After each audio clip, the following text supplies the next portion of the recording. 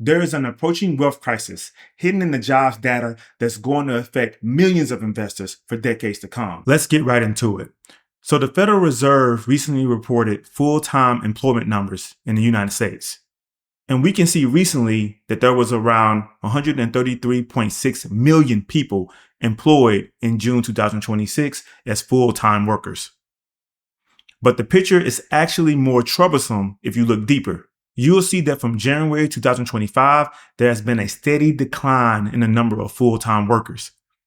It was around 135.9 million full-time employees in the US in January 2025, and it has went down to the 133.6 million that we see in June 2026, meaning the number of jobs have declined over 2.2 million in around just 1.5 years. So where are those 2 million people working and in what type of jobs? The Federal Reserve also reports the number of part-time workers.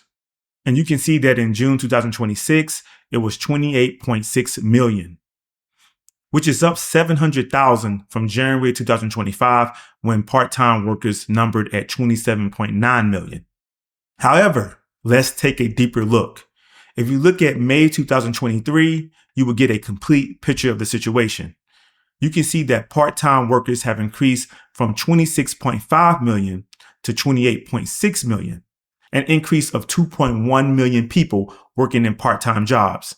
So we can see how over the past 3 years, the number of part-time workers have increased by over 2 million, while over the past 1.5 years, the number of full-time workers in the US have decreased also by around 2 million workers. This shows a clear pattern. We definitely have full-time workers who are leaving their jobs, maybe due to layoffs or economic pressures, and are moving into part-time positions. Now, the main question is, what is the impact of this? And it's huge. When you work full-time, you usually get extra benefits, such as healthcare or dental insurance. But one of the major financial benefits that you get are employee-sponsored retirement plans, like 401ks. And guess what? These are only usually available to full-time workers. So we have multiple types of employee-sponsored retirement plans. 401ks, which is usually for private companies or for-profit companies like Apple or Microsoft, which are not ran by the government. 403b plans, which usually come from employees that work at public schools or public universities, hospitals, or other non-profit entities. 457b plans, which is for state and local government employees. And the TSP, or Thrift Saving Plans, which is for civilian federal employees or active duty military members. So what is enticing about these employee-sponsored retirement plans? Well, the first is the tax benefits. Each of these plans offers a pre-tax option, which allows you to contribute tax-free dollars that grow tax-deferred. So if someone made $10 and had a 30% tax rate, you could skip the tax and put the full $10 into the 401k. Now, when that's invested, that grows without any tax.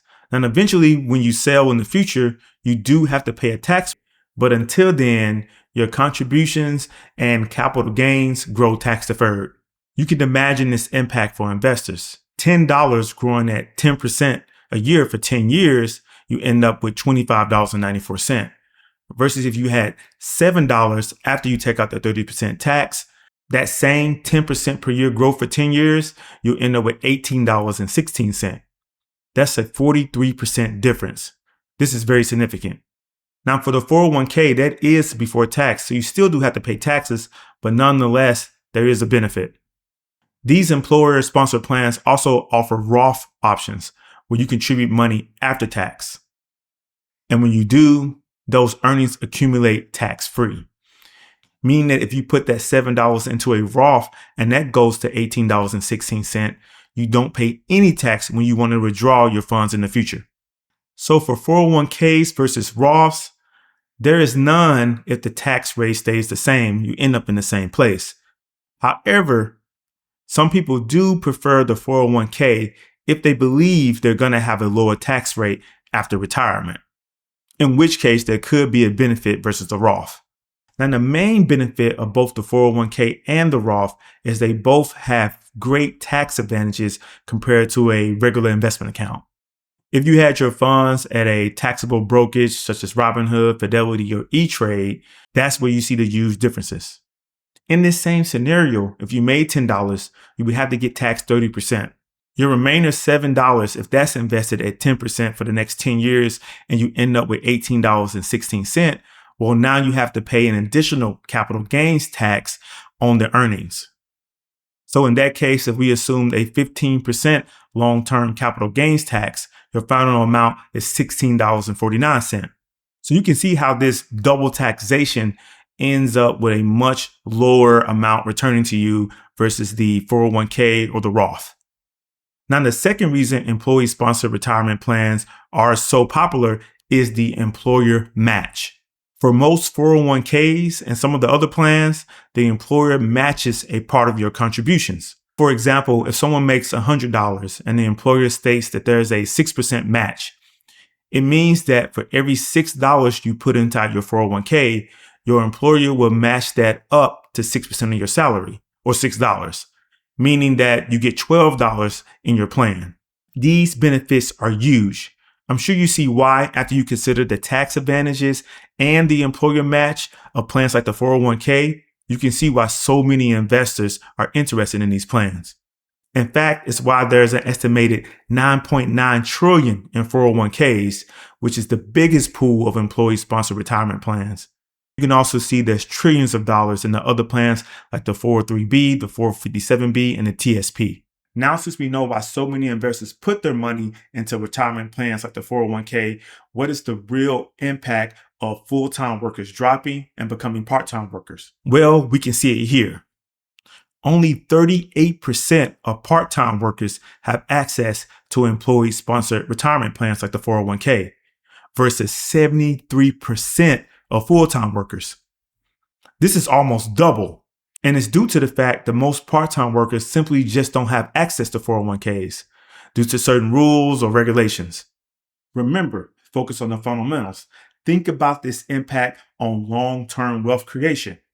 If you are a full-time worker in a 401k, getting those tax advantages and that nice employer match of 3 to 6% versus a part-time worker who maybe works 2 to 5 hours less and is not getting any of those benefits, imagine the differences in the growth and value of the full-time worker's retirement account versus the part-time worker's account, even if they're contributing the same dollar amount.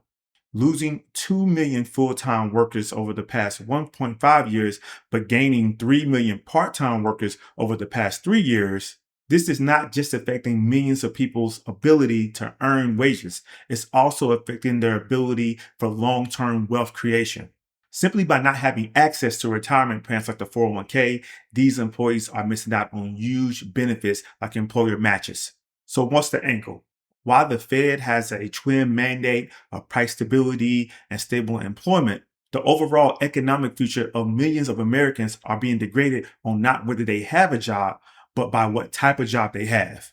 And it's going to be hard for the Federal Reserve with its tools for monetary policy to actually affect the type of jobs people have, as these issues are more structural. And that's what's the angle on the long-term approaching wealth crisis that everybody should be worried about. But these are my thoughts. What are yours? Let me know in the comments. If you enjoyed this video, believe it has some valuable insights, hit the subscribe button, turn on those notifications, and I'll see you next time.